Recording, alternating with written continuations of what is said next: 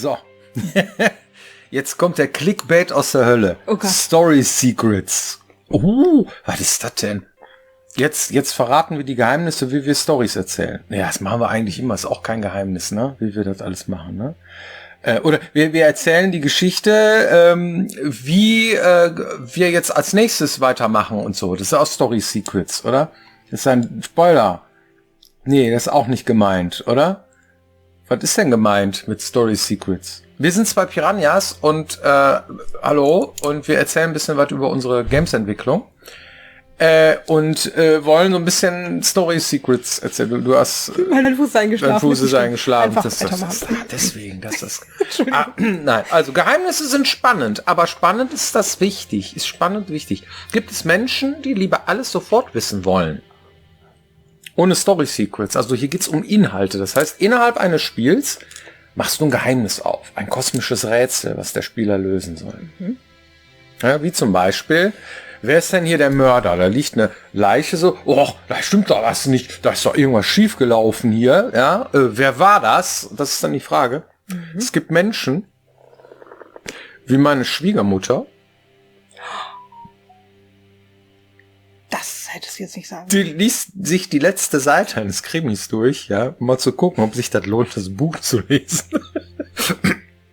Das Hat er nicht gesagt. Kann man so machen. Guck mal, Columbo war damals so Doch, gemacht. das macht die wirklich so, ne? Ja, so, aber nicht immer. Nicht immer. Nein. Ab Aber und zu, naja, sie ja. hat es schon mal gemacht. Hat schon mal gemacht. Ja gut, okay, dann wollen wir das mal relativieren. Aber ich würde sowas nicht tun, um Gottes Willen, weißt du? Nee, ich mache das auch nur dann, wenn ich mich entschieden habe, das nicht zu lesen. Da willst du wissen, wie es endet. Weil ich halt so neugierig bin. Ja, Trotzdem zu wissen, ob ich die richtige Entscheidung getroffen habe. Gut. Okay. Dann willst du das Secret aber lüften. Du bist dann nicht der Spieler, der das Secret schon mal wissen will und dann, um zu gucken, ob das was für dich ist. Das ist natürlich schon ein Unterschied, ne? Genau, das mache ich nicht. Es gab selten eine Ausnahme, aber nicht im Sinne von, ist das was für mich? Sondern nur es gibt so eine Internetseite, die heißt Does the Dog Die? Das ist eine Internetseite, da kannst du fragen, passiert irgendwas Schlimmes oder werde ich getriggert oder wenn ihr irgendeine Phobie habt, ne, kommt zum Beispiel da, was weiß ich, Spinnen vor, ist der Klassiker, weil ihr zum Beispiel keine Spinnen haben könnt. Und dann sagt euch diese Seite quasi, ja, kannst du bleiben lassen oder nein, kannst dir ruhig angucken. Und diesbezüglich habe ich sowas auch schon mal gemacht, weil gerade als ich irgendwie so frisch Mama war, konnte ich nichts haben, wo irgendwelche Kinder Da ist man sterben. hochemotional, ja. Aber das ist eine andere Liga dann. Und Columbo zum Beispiel, da wurde ganz am Anfang immer gezeigt, wie der Mord passiert ist und wer es war. Und dann ging es gar nicht darum, wer ist der Mörder, sondern da ging es darum, wie kriegt er den Mörder. Ich fand das langweilig. Entschuldigung. Ich habe da noch einen, ne? Also ich fand Columbo cool, aber irgendwie finde ich schon spannender zu wissen, nicht zu wissen, wer der Mörder ist und dann irgendwie, also finde ich schon cooler. Columbo fand ich lustig, ja, aber irgendwie spannend war das nicht. Oder? Ich habe das gerne geguckt. Ja. Damals. Ja, mal gucken, was die Leute sagen. Also wir haben weniger als 100 Leute gefragt. Sag mal, findest du kleine Teaser und kosmische Rätsel in einer Storyline spannend oder eher verwirrend? Ist auch toll gefragt, ne? Was kommt da jetzt drüber rum? Was kommt jetzt da wohl rum? Ja, und die haben Folgendes gesagt. Finde ich cool. Also das kann man wunderbar machen und auch wenn es einen vielleicht aus der Hauptstory rausknallt, aber wie gesagt, das Gehirn zwischendurch anstrengen, weil was anderes machen, ist durchaus nett. Spannend. Also absolut spannend. Du willst ja mehr wissen danach. Also nicht ein Muss, aber es fühlt sich einfach toll an, dass dann man nachher sagt, oh, ich wusste es. Und dann erstmal total gehypt und fröhlich ist darauf, dass das jetzt auf einen zukommt, sag ich mal. Wenn es nicht ausartet, finde ich solche Knobelsachen richtig genial. Secret World, was ich vorhin ja gesagt hatte, so ein MMO, was ich mit vielen neuen MMOs vergleiche, war so aufgebaut. Da hat es viele Sammelquests und Töte den Quests und eben dann auch Knobelquests drin. Aber nicht so einfache, hier 5 + 5 ist 8 und so ein Mist, sondern du musstest wirklich ins Internet gehen und Morse-Codes entschlüsseln und sowas. Und das fand ich schon wieder cool, weil die den Browser damals mit reingebaut haben, dass du nicht aus dem Game rausgehen musstest, sondern im Game den Browser aufmachen konntest und das nachgoogeln konntest. Das war cool, das hat echt Spaß gemacht. Eher spannend. Die finde ich spannend, wenn sie aufgelöst werden. Ich mag es nicht, wenn man am Ende im Regen stehen gelassen wird. Also auch bei Filmen, das komplett offene Ende, wie es gerne japanische Filme manchmal machen, das mag ich nicht so. Also es sollte schon am Ende aufgelöst werden. Ich gehe nicht gerne mit offenen Baustellen ins Bett. Das finde ich immer cool. Ich muss halt immer von Destiny reden. Das ist halt doof, aber da fand ich es halt zum Beispiel immer ziemlich cool. Also es ist halt zum Beispiel so, dass ich die ganze Zeit schon auf die Schwester von Oryx, das ist halt so der Ober-Mega-Macker-Boss gewesen, gewartet habe und sie wurde jetzt die ganze Zeit angeteasert, dann kam hier mal was, da mal was und man dachte immer so, oh, da ist wieder was von ihr und da ist wieder was und war dann schon so total gehypt und jetzt kommt sie endlich. Also im Februar. Und es ist halt einfach so mega cool gewesen, weil man schon so mega drauf sich gefreut hat und ich wusste ja schon also ich habe da echt auch diese Hintergrundstory in den kleinen Kärtchen da gelesen zu denen und auch meine Bachelorarbeit drüber geschrieben in gewisser Weise. Daher war das halt für mich, das sind immer so Momente, die finde ich schon cool, also die will ich auch nicht missen, gerade wenn man in der Story richtig drinsteckt, ist das eigentlich ein Muss. Mensch, Überraschung. Tja. Was ein Teaser. Was ein kosmisches Rätsel. Ein Teaser ist, irgendwo passiert etwas, ja, was nicht aufgegriffen wird. Wie zum Beispiel ein Gorilla geht durchs Bild. Und man sieht den eigentlich gar nicht. Ne? Wenn man nicht drauf achtet. Und was ist denn da? Da ist ein Gorilla durchs Bild gelaufen, oder? Ich spule nochmal zurück. Da ist tatsächlich ein Gorilla durchs Bild gelaufen. Kennt ihr vielleicht so, ne? Und das ist ein Teaser. Was ist denn mit dem Gorilla? Alle fragen sich, was ist mit dem Gorilla? Oder vielleicht fragt man sich das auch nicht. Vielleicht registriert man den Gorilla, dass er irgendwie durchs Bild gelaufen ist so und dann geht's eigentlich um was völlig anderes. Es wird nicht thematisiert, ja. Und dann später irgendwie, dann kommt der Typ mit dem Gorilla. So, der Gorilla war der Mörder oder was. Ja, den habe ich schon gesehen. Dann erinnert man sich da dran. Ach, guck mal, da war irgendwie ein Gorilla. So, ne? Wenn das gut gemacht ist, Ja. dann ist das richtig cool, Ja. dass der Spieler dann das Gefühl hat, er hätte vorher drauf kommen können Aha. oder einige sind vielleicht sogar drauf gekommen, Ja. weil es einen angeteast wurde, aber Ja. nicht verraten. Ja. Und dann kannst du irgendwie deine eigene Denkleistung irgendwie beanspruchen und zu gucken, komme ich denn auch drauf? Ja. Blöd ist das immer, wenn es Zu offensichtlich ist. oder genau das Gegenteil, wenn es so verschachtelt ist, dass man überhaupt nicht mehr drauf kommt. Ja, das ist dann natürlich auch blöd. So, ne? Dass man irgendwie weiß, okay, wer von den Typen, die jetzt hier in dieser Folge von, keine Ahnung, Straßen von San Francisco oder vorgekommen ist, ist jetzt der unwahrscheinlichste, der Mörder sein könnte. Das ist bestimmt die Nachbarin, weil die war nur kurz zu sehen, das ist bestimmt die Nachbarin so. Und dann kommt das irgendwie zum Ende und so, ja, es war die Nachbarin so. Ja, das ist ein blöder Teaser, aber irgendwie, naja, also dass man zumindest mitraten kann. Oder auch ganz furchtbar irgendwie. Den ganzen Film über überlegst du, wer könnte der Mörder sein, bla bla bla. Und dann kommt irgendwie jemand, der noch nie irgendwie da war und Random dann er Guy. war's. Random Guy. Ja, Was? irgendeiner rennt weg und alle rennen so hinterher. Das ist schon fast lustig. Ne? Das ist schon doof. Gingen wir bei dem Film mit Willst du spoilern? ach so, ne, gut. Nein, mache ich nicht. So, was ist denn ein kosmisches Rätsel?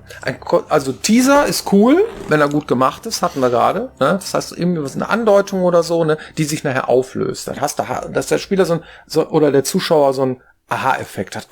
Weiß ich ja sicher, hätte drauf kommen können oder da ist doch bestimmt irgendwas passiert oder irgendwie so.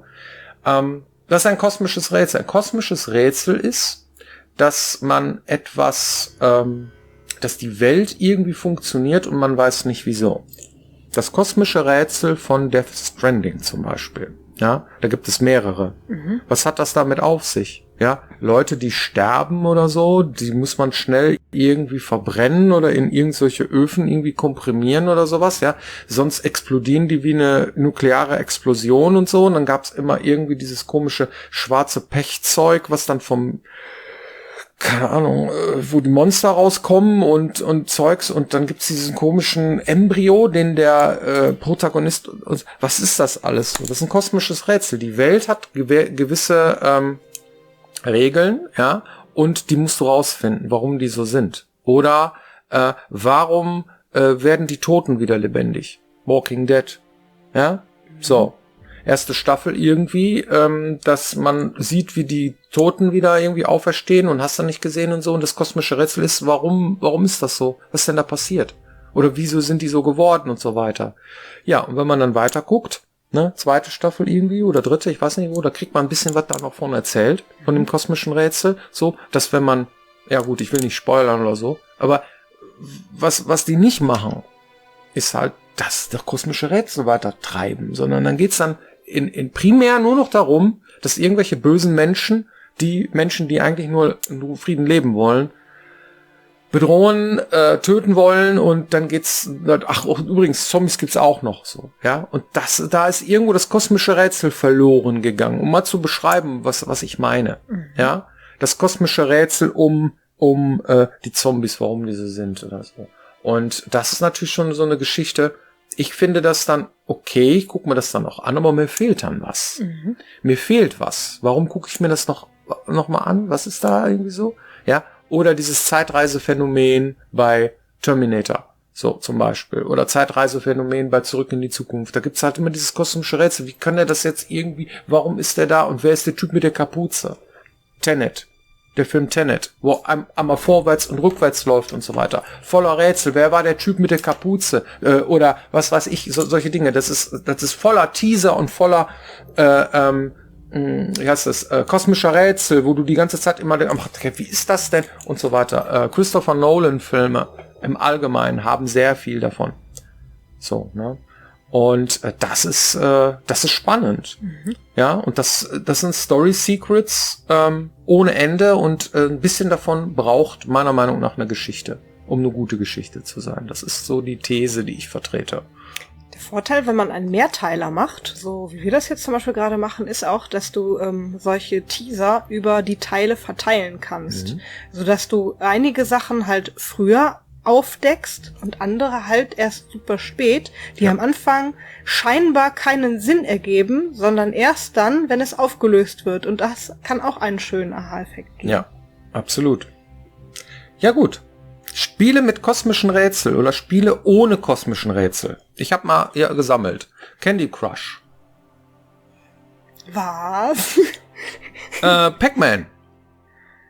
Ja, aber das ist doch total das kosmische Rätsel. Ja, wieso spiele ich das überhaupt? Warum hat er immer Nein. mehr? Ach, nein.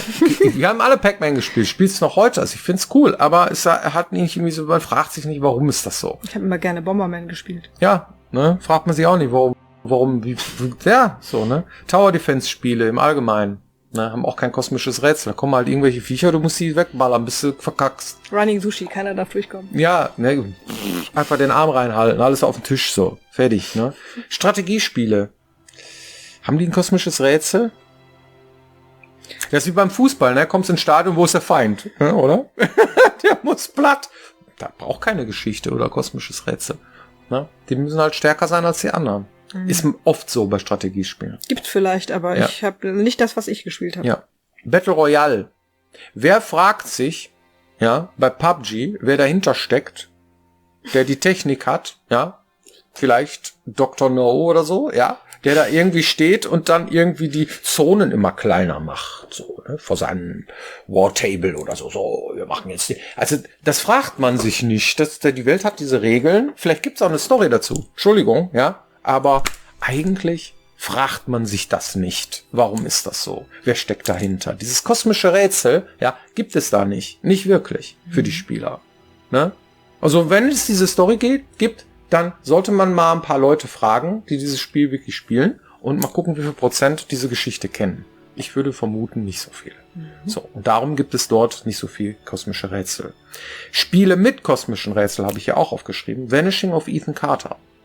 Ja. Das ist ein kosmisches Rätsel. Ja. Was gespickt wird von kleinen Indizienbeweisen, Teasern, komischen Geheimnissen. Und das gibt am Ende ein Bild und so. Und wenn man die Auflösung bekommt am Ende des Tages, lohnenswert wirklich zu gucken, ja, dann ist das, ach du Scheiße, weißt du? So, und Soma jetzt so mit dem kosmischen Rätsel, ja. Wie funktioniert das? Wie funktioniert die Welt? Wie soll das denn jetzt? Also ohne Ende, ganz großartige Geschichte mit super kosmischen Rätsel. Horizon, ja, Zero Dawn. Da fragt man sich auch von Anfang an, was steckt dahinter und so. Großartige Geschichte, von Anfang bis zum Ende, das ist super spannend. System Shock, ja, du bist wach irgendwie und alle sind irgendwie durchgedreht. Was steckt denn dahinter? Wieso ist das passiert?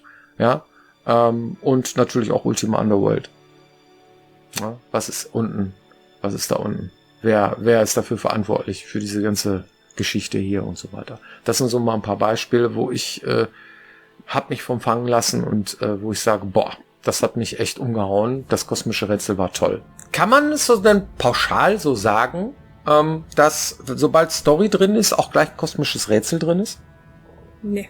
Also ich habe ja ein paar Sachen aufgezählt, wo jetzt nicht unbedingt Story drin ist. Ne? Man könnte ja auch auf die Idee kommen zu sagen, ja, kosmisches Rätsel, sobald Story ist, ja auch ein Rätsel drin, oder? Mhm. Ich habe mal ein paar Beispiele. Donkey Kong hat eine Geschichte, ne, oder? Mhm.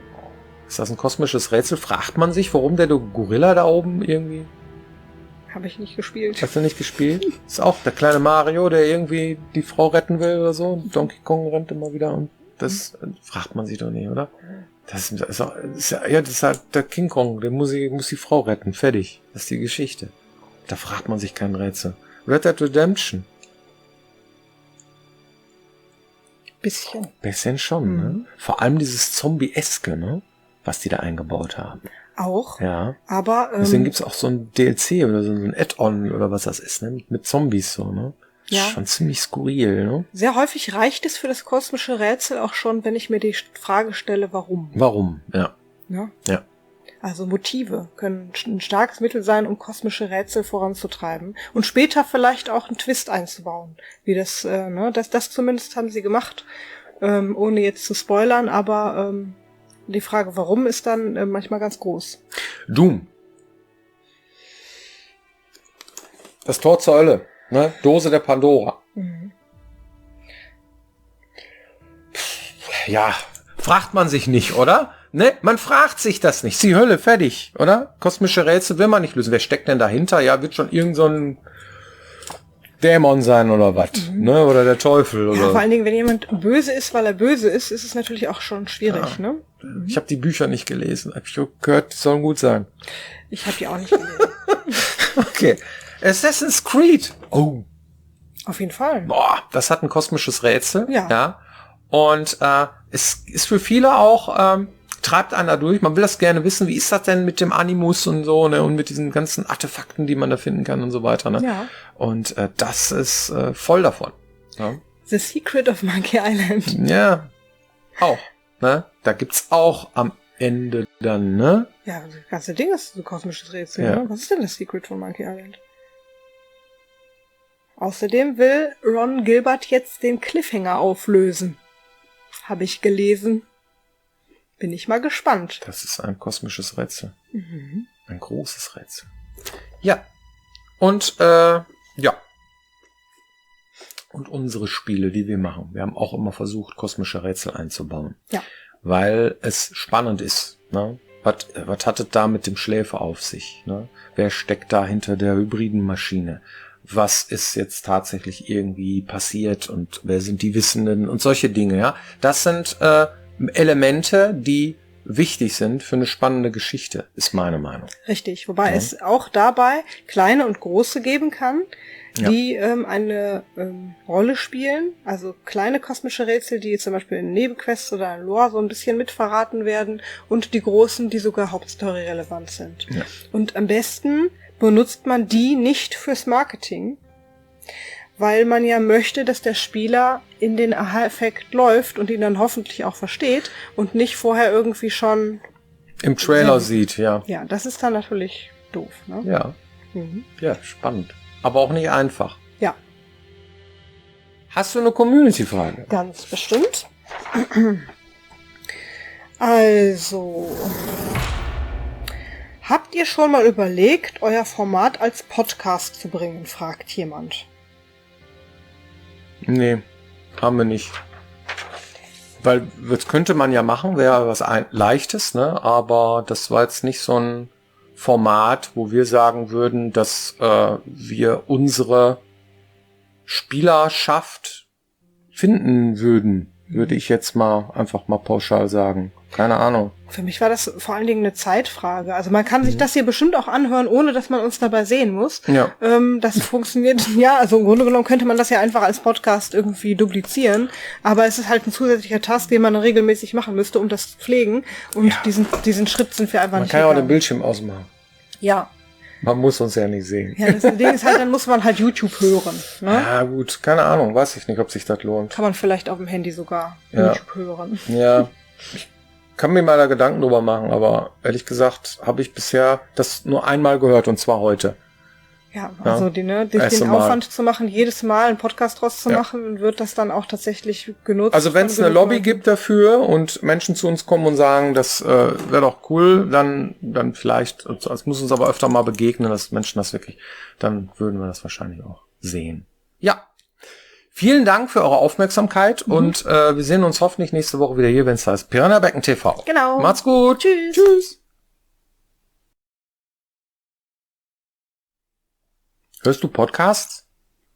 Ab und zu tatsächlich, aber ich stocher es gibt so ein großes Angebot, Ja, dass ich mittlerweile, ne? rumstocher, ja. Ja.